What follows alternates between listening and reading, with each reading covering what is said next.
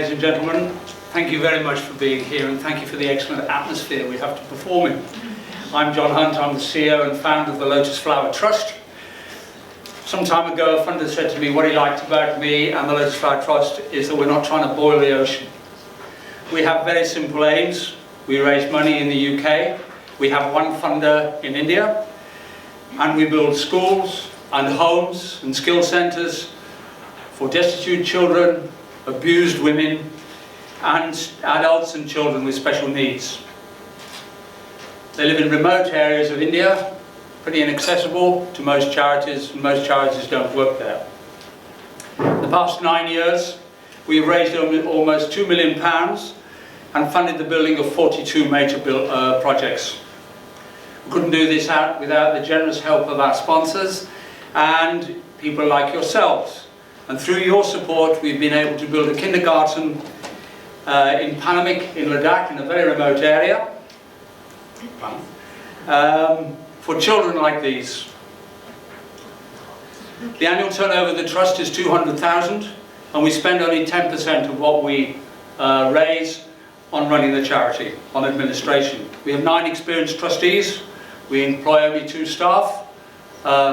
Laura, somewhere, my PA, and who only does 12 hours a week, 2 days a week, and I also have a bookkeeper because I'm lousy at maths, but we employ her. I'm a full-time volunteer. I run the trust from my home. I absorb a lot of the running costs.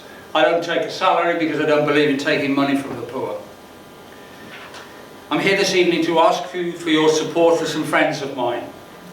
They're all members of PAGIA, the People's Action Group for Inclusion and Rights. They live in remote Ladakh.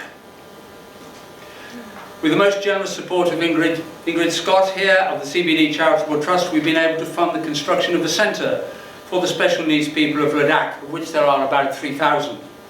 Here they learn skills, make products and sell them in the local market, and with the money they raise they help run the centre. I'd like to introduce you to some friends of mine. This is Iqbal. He is the founder of PAGIA. He's a Muslim. He has no usable arms or legs, but has got a fantastic brain. The other day he said to me it had taken him 10 years to build one room out of which he could run PAGIA. And we'd come along with Ingrid's help and in 1 year we'd built them a centre. This is Stanzin. Stanzin, who you can see is a brilliant painter. He's physically challenged, but has just run the Ladakh Marathon at 3,000 metres in 5 hours, raising money for the centre. And this young lady is Tsiring. She's 21 years old. When I first met her 3 months ago, she was lying in a bundle of rags, flat on her back. But look at her now. There are 300 registered members of PAGIA, and here are some of them with boys from Winchester College. They were so moved by them, they're going to fund and work on a hostel for them in 2017 and 2018. Following the building of the centre, the local government, the Ladakh Hill Council, donated £10,000 to buy a recycling machine. It turns waste paper, rags, drink cartons into usable paper, from which can be made writing paper, envelopes, cards, folders, which can be sold. The government have agreed to buy all the folders. The machine has been temporarily housed in a very flimsy hut, up a track that's difficult to navigate for those in wheelchairs. With your help, we can fund the construction of a purpose-built warehouse. This will include space for a machine and storage, as well as an office and washroom. The total cost is out of your budget, it's £16,000, and so far we have raised £5,000. And any support you generous people can give us will be very, very greatly received by me, but much more importantly by them. Our buildings in Ladakh are constructed in a 2,000-year-old process called round earth. This method retains a constant temperature inside the building at 14 degrees C when it's minus 30 outside. The other day I witnessed a miracle. I went to see the recycling machine in use and I found 15 physically and mentally challenged people learning how to use it. There were 5 men, there were 10 women. Their disabilities ranged from no arms, no legs, no arms or legs, being deaf, being mute, being deaf and mute, and having cerebral palsy, amongst other challenges. There were Muslims, Buddhists and Hindus, and they're all working together in a common aim. Finally, I would like to tell you a story, rather quickly, I think.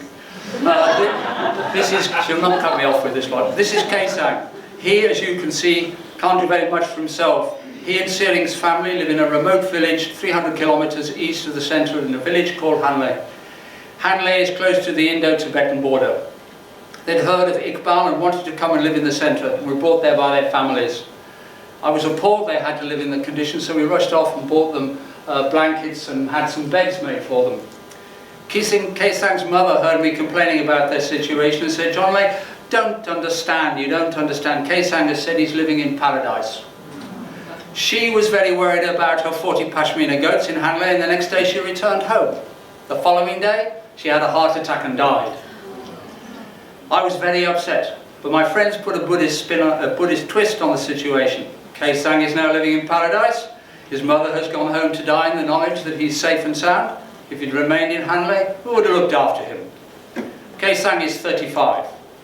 In his life, he's never looked out of a window. So we got him a ratchet wheelchair so he can do that. He found he can count, so he's been given responsibilities. In 35 years, he had only ever messed in his bed. So they found out that he knew when he wanted to go to the toilet, so now he sleeps in a clean bed. That's another miracle, and a very simple one. So please help us create a third miracle and change these wonderful people's lives forever. Thank you.